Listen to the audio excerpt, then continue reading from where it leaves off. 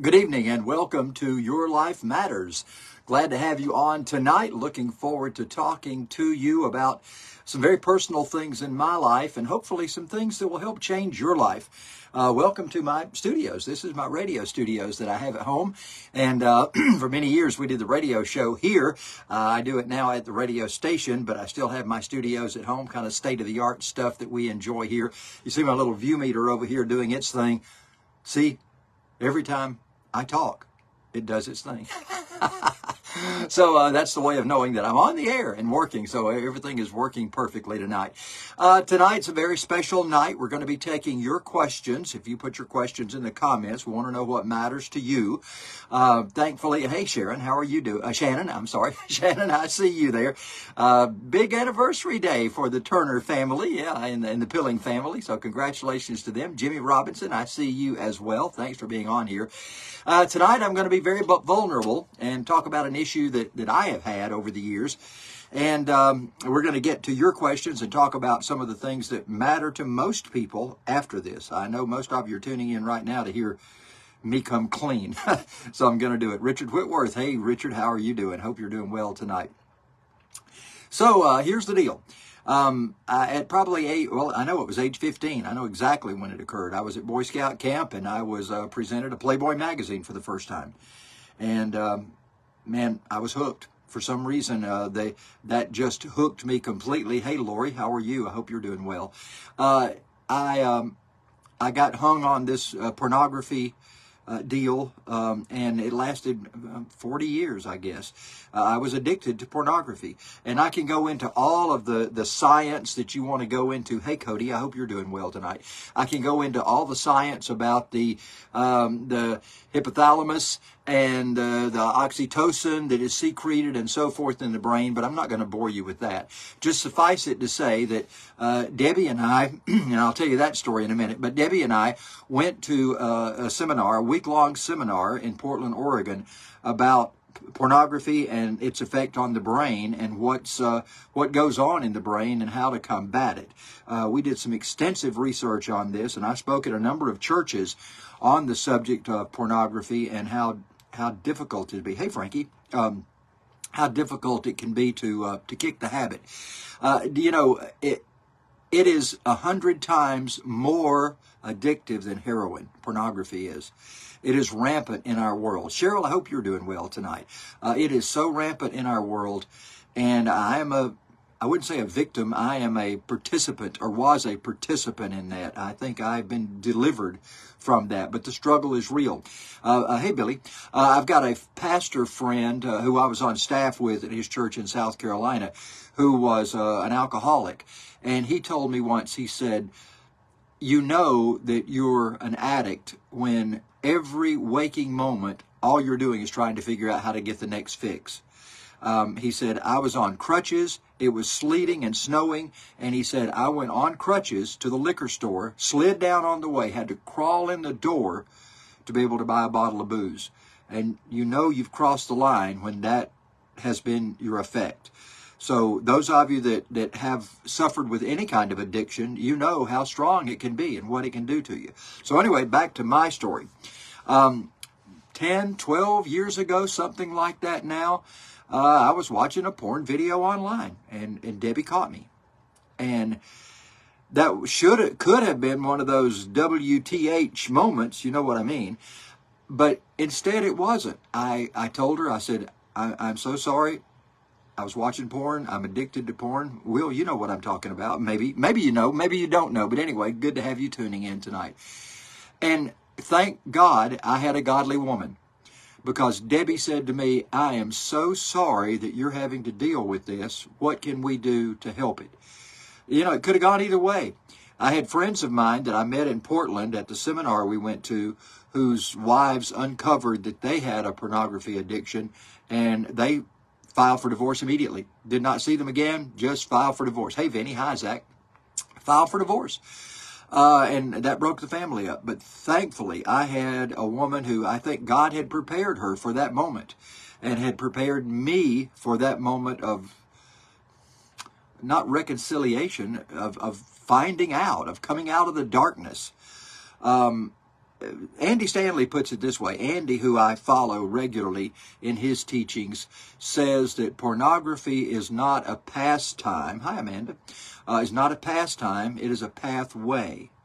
And that's true. It is not just, it's not like watching Netflix where it's a pastime and you don't get any feelings. There's emotions. There's chemical things that happen when you're looking at pornography. And it's just not, it is a pathway to other things. Fortunately, mine didn't go into any other things. It just went to the screen or the magazine and not beyond. Hey, Race Built Daniel and Jacob, hope y'all are doing well tonight. So pornography for me was a pastime, but certainly it gave me pleasure. Hi, Brenda. Hey, Amanda again, waving at me. I felt comfortable. You know, that's something about those. Hey, my lovely wife is watching. Bless your heart. I'm talking about you and how great you are and how great you were during that time. Again, thank God for a godly woman. She babied me through this, I guess. She understood that it was a problem. She dealt with me in a loving way. Hey, Dana, man, I haven't talked to you in forever. It's good to have you on here tonight. And so she was able to guide me into what can we do? How can we fix this? Debbie's always been a fixer. So she wasn't interested in laying blame, which she could easily have done. She was interested in fixing the problem. So we did what it took to fix it. Hey, Paris, hope you're doing well tonight. So for me, it was one of those things where I felt as though God wanted me to share this, because I think many of you, when you read my post today and it said, I am a porn addict, you went, Charles Head, are you kidding me? Yeah, we all have our faults. We all have our issues. We all have our things in the closet that we don't want anybody to know about. And yeah, I was there and I'm recovering. That's all I can say is I don't know that you're ever cured, but I'm recovering. Fortunately, it's been a long, long time since I have viewed any pornography. So I've done my best to keep my promise to God. Oh, and let me tell you, for many, many years, I would talk to my pastors and say, will you pray with me? Pray that I will have this burden lifted from me. Hey, Adam, how are you doing? Hope Tiffany's doing well. And it never seemed to happen. And I think it was just my will that kept getting in the way. I would pray to God. I'd pray to God that he would release me from this. Then I'd go home and turn on the computer and flip to the whatever I wanted to watch. So I really wasn't helping matters in my own hand. I was not doing what God was telling me to do. Hey, Madeline, I hope you're doing well. For me, Maddie, I should say, for me, it was one of those things where I had to finally fess up that I had a problem. And so anyway, we worked through it. God led me to go to churches and present this program on pornography and the dangers of pornography and the problems with it to several different churches. And I think for me, that has been cathartic. It has helped me to work through it. And it reminds me constantly when I talk about this, about where I was. Hey, Richard. And where I'm trying to go. Hi, Nick. I hope Lincoln is having a great birthday today. So, guys, if you're an adult and you are doing this and you have situations going on in your life, don't allow this to be passed on to your children. Make sure that you handle the situation properly. I even went to one guy who said he could pray out demons. And I said, will you pray with me? I think I've got a demon living inside of me. Hey, Amber and JJ. By the way, I also saw Andrew on just a minute ago. Matt Elrod, good to have you watching as well. Thank you, guys. And I appreciate y'all listening to me rambling here, because I'm normally not the one doing the talking. I'm the one doing the questioning, and someone else is offering their expertise. And I have no expertise. I just got a lot of experience in this. But I went to a lot of people, and I realized the problem didn't lie with God not hearing my prayers. It didn't lie with them not being able to talk me out of it. The problem was me, and I had to address that problem, and I had to come to grips with it. Thankfully, hey, Shane, I hope you're doing well. Hope that grandson's going to get okay. Man, we're praying for him. I hope that's going to turn around and be fruitful. I know you're there with him today, and our prayers are with you and that family. Gracious me. So that's sort of in a nutshell my story about that issue. And again, I know people in our church who are struggling with this. Accountability partners, that's a good thing to have. I had an accountability buddy, and when I was feeling the urge, I would call him and say, hey, and he would say, hey, don't do it. Don't do it. It's the same way with having an accountability partner in your health. You know, that really helps to have someone, a coach or someone you can call and say, hey, I'm struggling right now. All right, what's going on? What can we do about this? Talk them off the ledge if you have to, whatever it takes. But accountability partners are so important. And it's easy to say, well, just stop doing it. Well, you know, the chemical buildup in your body will not let you just stop doing it. But I made a decision. Now, I want to talk about decision for just a minute. We all know the term incision. A doctor performs an incision where he cuts into something. Well, decision is cutting off something. A decision is cutting something off. And I had to learn to cut off the feeling, cut off the desire, cut off the yearning to view pornography. I just had to cut it off and stop it. By the way, there's a great video. If you've never looked at it, just Google Bob Newhart, Stop It, and watch that video. All he does through the whole video is say, stop it. But it's so funny. But sometimes we just have to do that. We just have to stop it. You know, be big boys, pull our pants up. It's a bad time to say that. Pull us up by the bootstraps, I should say. Oh, my goodness. And say, stop it. And get a hold of yourself, and you're bigger than this. And so sometimes we have to have a hard talk with ourselves and really get down in the trenches and say, why am I doing this? What's the problem? I can do better. You know, we can always do better. No matter what the situation is, we can do better. Hey, Austin, hope you're doing well. Jason, man, it's good to hear from you. I hope you're doing okay tonight. But guys, we've got to, especially guys, now there's about 8% of the female population is hooked on porn, and about 79% of the male population is hooked on porn. Yeah. It's rampant among pastors, preachers. I mean, it is just rampant out there. And some of us have the fortitude, I'll use that word, the fortitude to say, hey, I got this problem, and maybe I can help you. I've been the accountability partner for a number of folks, kids coming through Tacoma Falls College that I'm close with. I've been accountability partners with them for porn issues. And, you know, it helps to have someone to talk with. So, guys, if you're in a situation like that, just stop it. Andy, I hope you're not involved in that. I hope you don't know what I mean when I'm talking about this stuff. Deborah, I'm sure you're one of the percentage of ladies who don't have this problem, but I'm telling you, a lot of people do.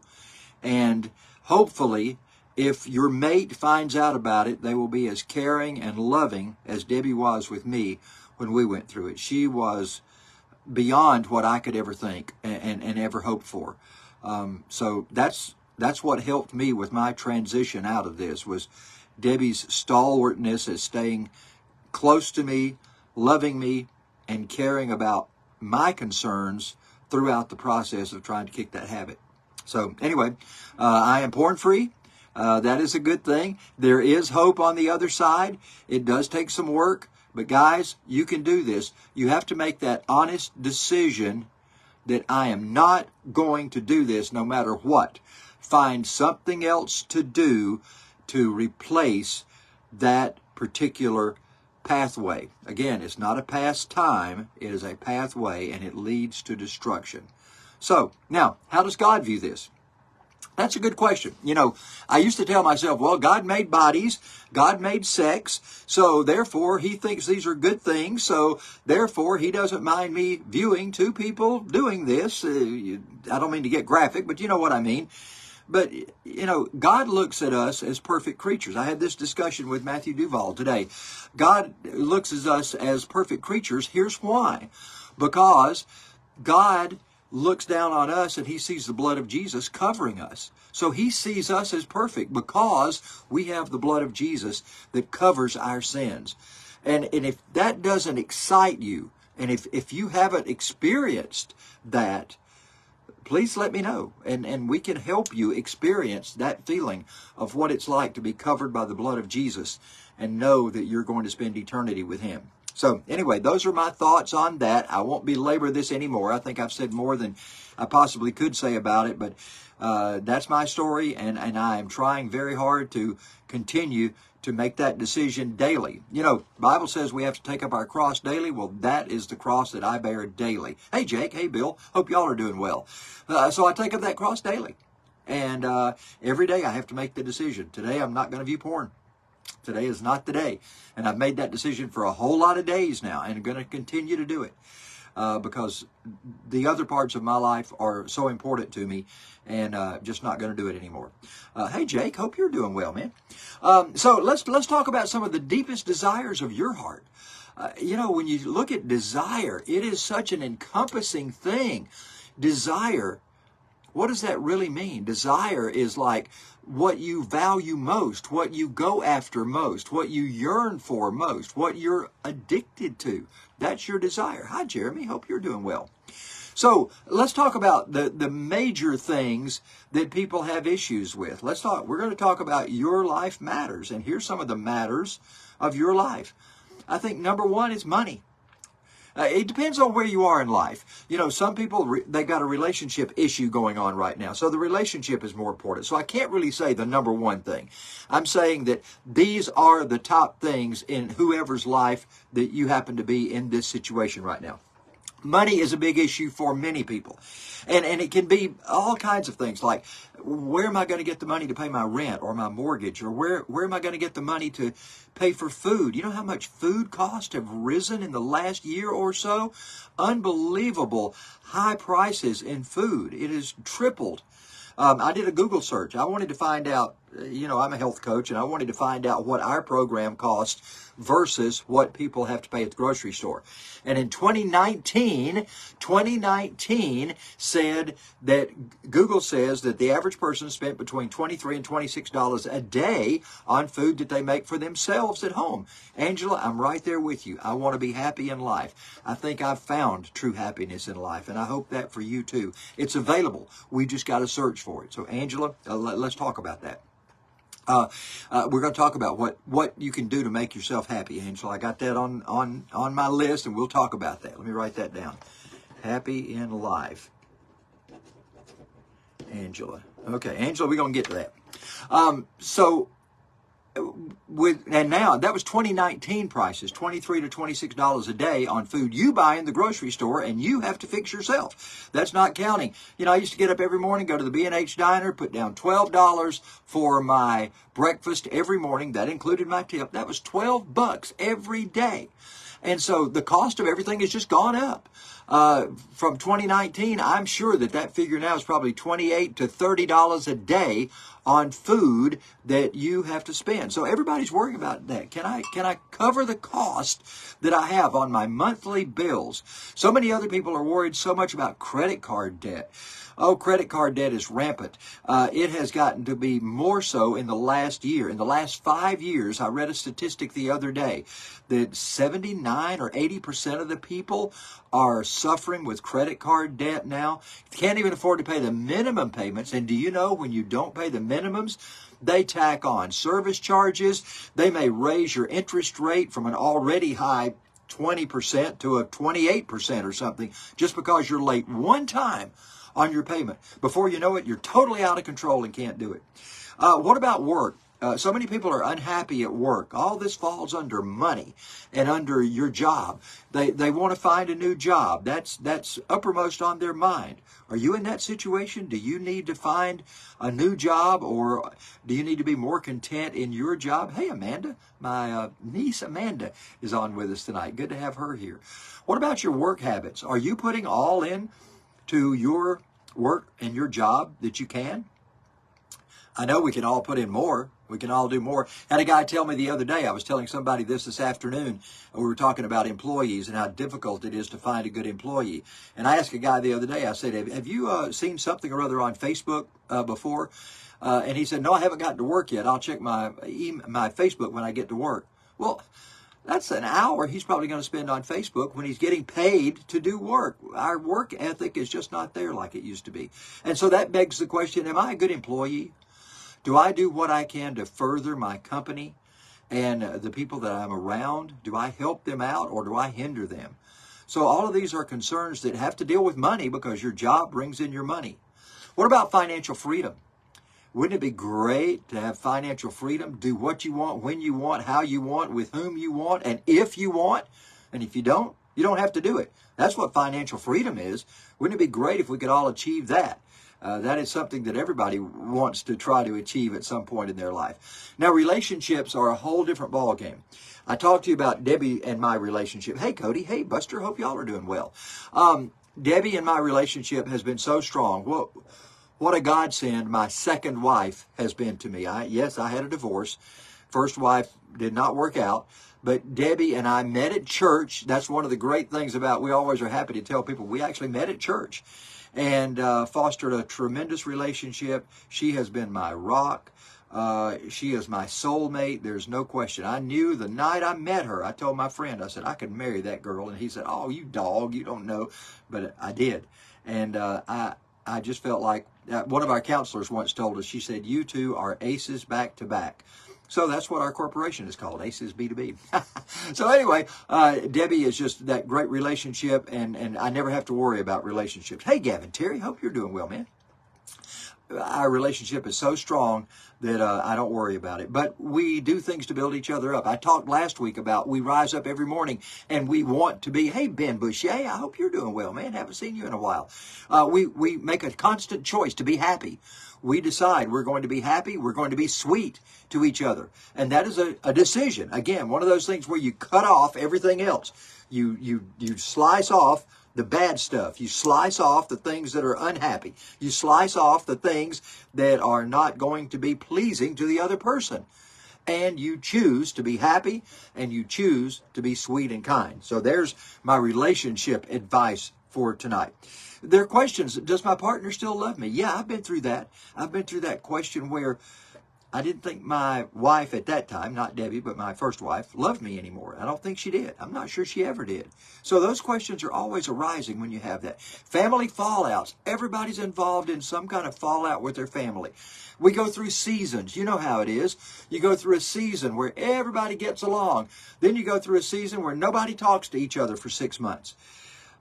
Guys, these are just real, tough situations that we find ourselves in.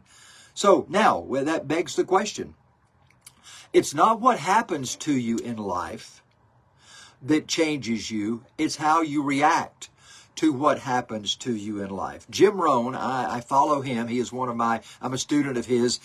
He's a great motivational speaker. He has now passed away, but still his things are as evident as they were back in the days whenever he wrote them and when he spoke them. And he says, the same wind blows on us all. The same wind, but it's how we set the sail that depends on how we make our journey. Some people just don't set their sail right and they just go off course. Other people set their sail to go into the wind, they work through the wind and come out of the storm on the other side. So the same wind is blowing on everybody. It just depends on how we set the sail. Hey, Elif, I hope you're doing well. Man, I haven't heard from you and Walt in a while. In our health issues, hey, Debbie, I hope you're all right tonight. Health issues. Let's talk about, parenting. Yeah, parenting is another thing. Oh, my goodness. You feel like you fail so much as a parent. There are no classes that you take on parenting. I'll tell you this story. When we had Tori, I went to Northeast Georgia Medical Center. It's where she was born. And I went down to the library, and I asked the little lady at the library, I said, do you have any books on fatherhood? And she was so excited. She said, I've been here 20-something years, and you're the only person that's come and asked me if there was a book on fatherhood. So, yeah, there are books out there. I'm not sure you can learn a whole lot because you have to learn by doing. My goodness, you learn by messing up.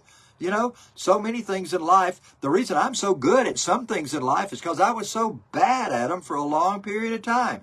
You got to be willing to screw up in order to be good at something. So that's the way we look at things. Hey, Rebecca, hope you're doing well. Now, let's talk about health. Low energy, that is what a complaint. Most everybody that I talk with has a complaint of low energy.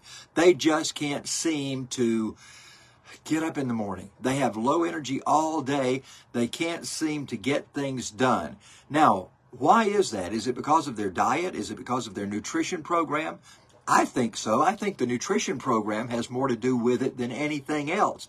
I love you too, Rebecca. Gosh, we've been friends since second grade, at least. I don't think we're in first grade together, but second grade, and she has been such a blessing to me. Rebecca and I used to get called out for talking in class, but we were such good students, teacher really couldn't say much, so we would get called out for talking in class all the time. But anyway, I digress. Getting older, that's a situation we're all facing. You know, I'm starting to think about that. It's not how many years do I have left. Now it's starting to be, how many Christmases will I be able to spend with family? How many? 15, 20, 25? How many Thanksgivings will we spend together? If I take one big vacation a year, how many more vacations do I have left? You know, those are questions that you have to ask when you start getting older. Yeah, I'm 69 years old now, and I'm starting to think about those kinds of things, starting to really plan for the future. Because the future, you know, it's going to be bright for a while, but then that light's going to dim at some point. So we got to be prepared for that. And other people have, ladies especially, and some men start to think about wrinkles. What am I going to do when my face starts looking wrinkled?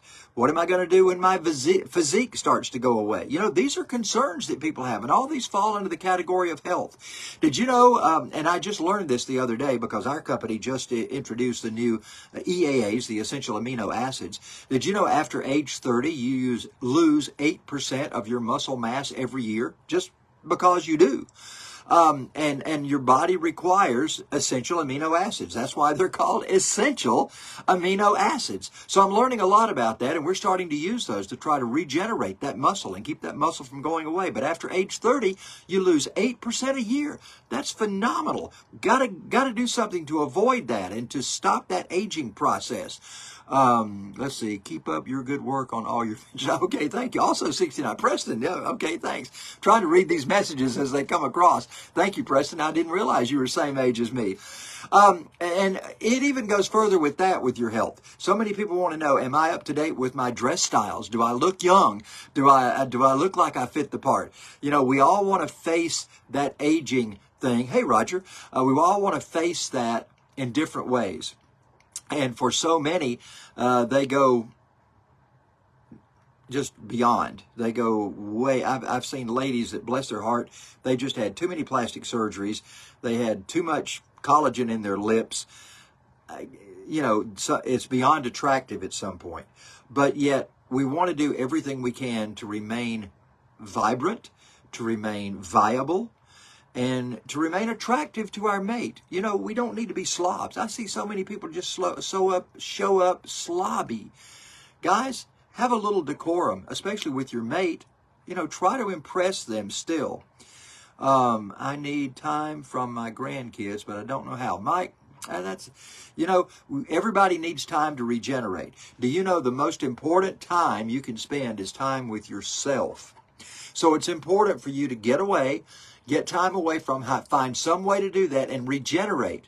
I always tell Debbie, whenever we're talking about going away and we feel like we're stressed out, recreation is recreation. You're recreating your mind, you're recreating your spirit, you're giving a chance. You know, when we're so tied up in things with grandkids going on and so forth, we don't even hear God when He speaks to us. We're asking God right now. We had prayer tonight, and we asked God for a specific.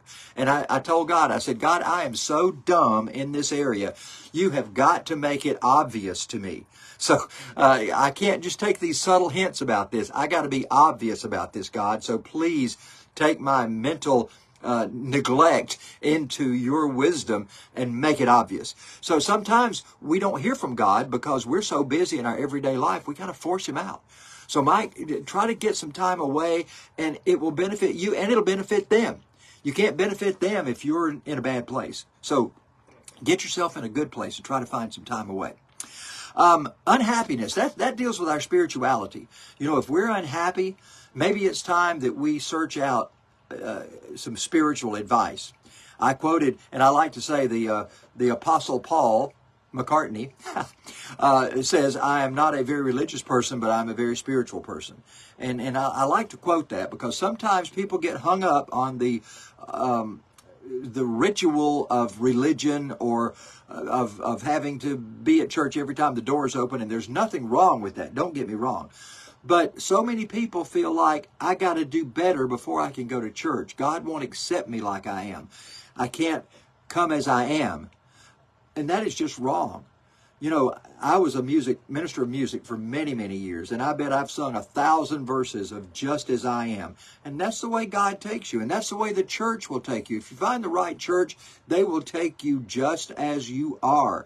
You don't have to be perfect. You don't have to change your ways. You know, the good thing about it is you join a church. Look at me. I had this porn situation, and yet I was involved in church in a heavy way. And God finally took that away. And that's what you have to do. You have to get involved in a group of people, get involved in a community of believers and like-minded people, and then those things will fall away like scales.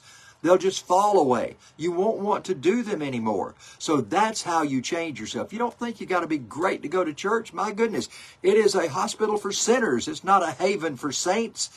Get involved in a church. That's the best thing I can tell you. And we would love to have you at Ebenezer. We just have a great service there. We have a wonderful small group. We now call them life groups. Hey, Paul Garrison, he's got a great church too at Hill Street. Enjoy what Paul's got going on there. But get involved in a local church. It can mean so much to you and to your life. And again, you don't have to be perfect when you go in there. The old hymn says, just as I am, and believe that, because that's the way God will take you. That's the way the church will take you, just as you are. And then, as God starts to work with you, those old shackles, those old things of porn addiction, those old kind of things will fall away, and you can be renewed. Now, let's talk about some of the things that we look at in life questions. What makes you feel most energized and excited? Think about that for a moment. Just jot down, if you have paper with you, what makes you the most energized and excited? What in your life I heard a preacher one time said, just made his pants just roll up like window shades. Well, what makes you excited like that in your life? So the next thing is, what do I want to be known as? You know, there's a great book by one of the people that I follow. Megan Valentine wrote a book, and I'm trying to think the name of it. No Place Like Known. Yeah, not No Place Like Home. No Place Like Known. What do you want to be known for? What are you bringing to the world? You know, there's some people that have been described to me as like a piece of furniture. They just sit there and they absorb, and that's okay. That's what they're called to do. But there are others of us that are given a voice, that are given a platform. And I think God expects us to do something with that. So what are you known for? What can you be known for? Is it good? We were watching a show the other day, and a guy was the town drunk, and we were reminded of Otis on Andy of Mayberry and the Andy Griffith Show. And Otis was known as the town drunk. Wouldn't you hate to be known as that?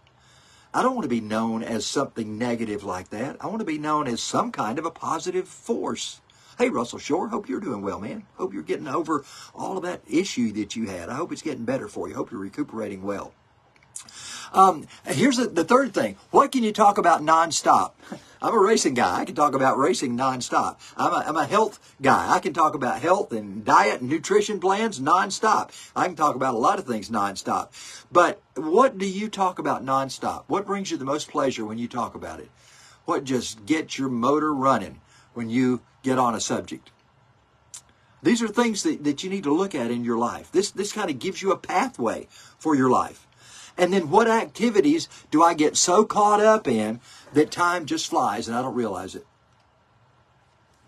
So those are the kind of things that you look at and say, this is a path for me. This is something I need to do. Now make sure that what you do when time flies is not something negative like I was doing. Make sure it's in a positive realm and try to do that.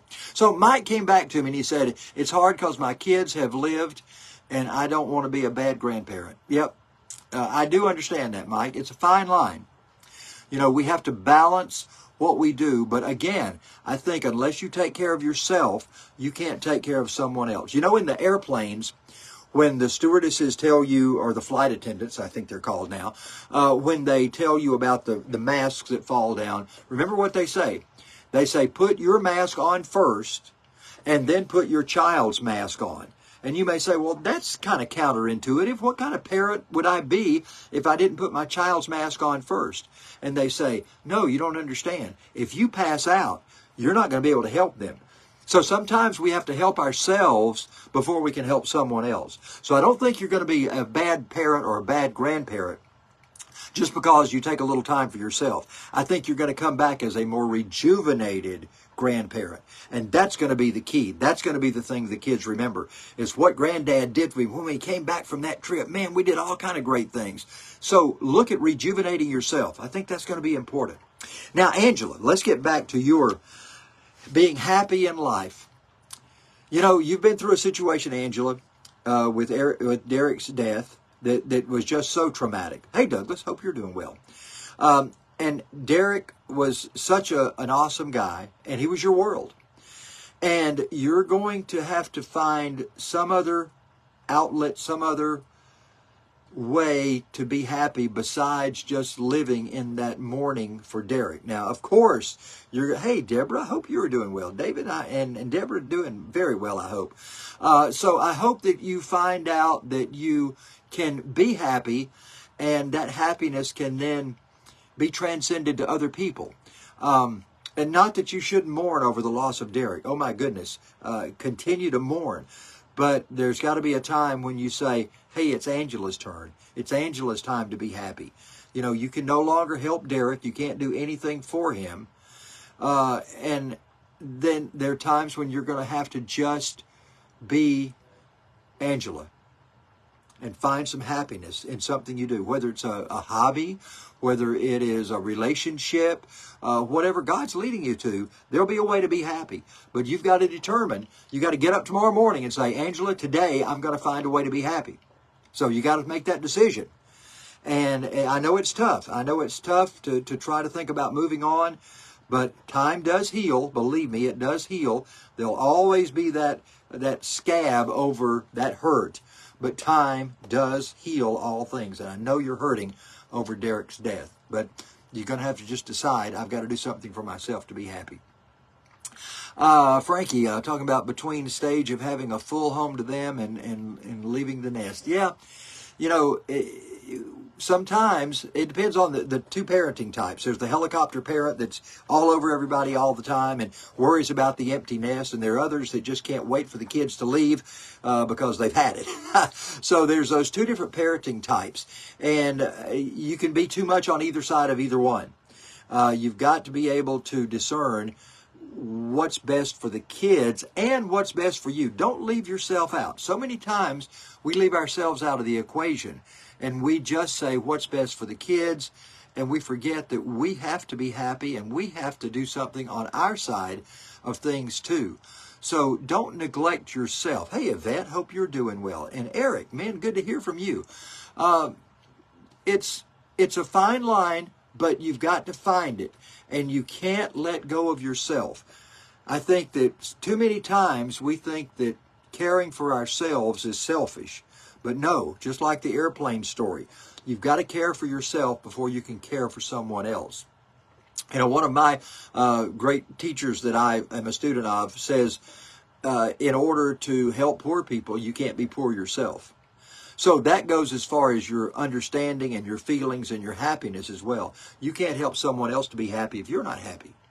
So work on that happiness factor for yourself. Decide, again, cut off those things that make you unhappy, at least for a short period of time. You've got to figure out a way to be happy in your own skin and be happy with yourself. And it took me a number of years to do that. I told you last week, I went through the poisoning, the arsenic poisoning and those kinds of things, and it took, my trust level just went down the tubes.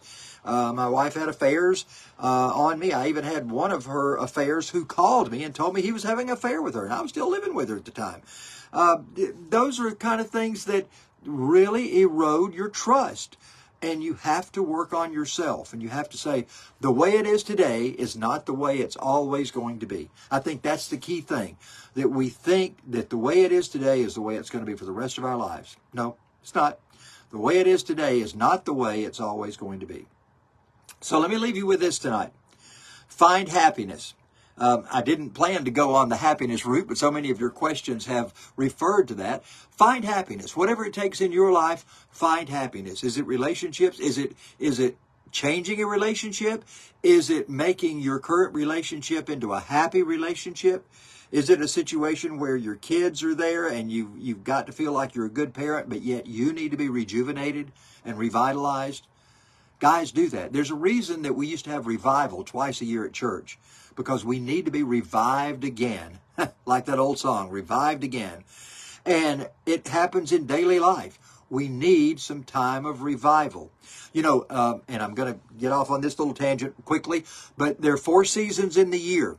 The 4 seasons always follow each other. They have for 6,000 years, and they're going to continue to follow each other. There's spring, rejuvenation. Things are getting started. We're starting with a blank slate of paper, so a blank sheet of paper, and we can write down any of our desires and any of our wants on that blank sheet of paper. That is spring. It's the spring of opportunity. Summer comes. Summer is when we nurture the plants and we weed and we take care of the negatives that are coming in, the noxious weeds and the bad seed and the busy bugs. We take care of those during the summertime. Then the harvest comes. The harvest is when we take care of all of those things that we have planted for and worked for so hard. And you know what the Bible says? The Bible says that those seasons, if you plant and if you till the soil and you take care of it, it doesn't say you may have a harvest. It says you will have a harvest. So if you do the necessary work, the harvest will come. And then after the harvest, what comes? Winter. Just like it's done for 6,000 years. There's going to be tough times. That is winter. We have to struggle through those. That's when we have to store things away for that period of time, because in winter we're not producing. Winter is the time when things are going to be happening to us that we can't control. And we're waiting on what? Opportunity. Spring is just around the corner. So don't let those winters be long. Try to shorten the winters and expand the harvest time. That's what we're looking to do. Anyway, that's it for tonight, everybody. Thank you so much for listening in. We'll be back again next Sunday night at 8 o'clock. I'm trying to get my times right. At 8 o'clock for Your Life Matters. If you want to send me a question or a comment in, you can do so at yourlifemattersright@gmail.com. yourlifemattersright@gmail.com. So try to see if you can send some questions in, and we'll handle them on next week's program. Thank you so much for listening, and especially thank you so much for listening to my very personal story tonight. See y'all later. Bye-bye.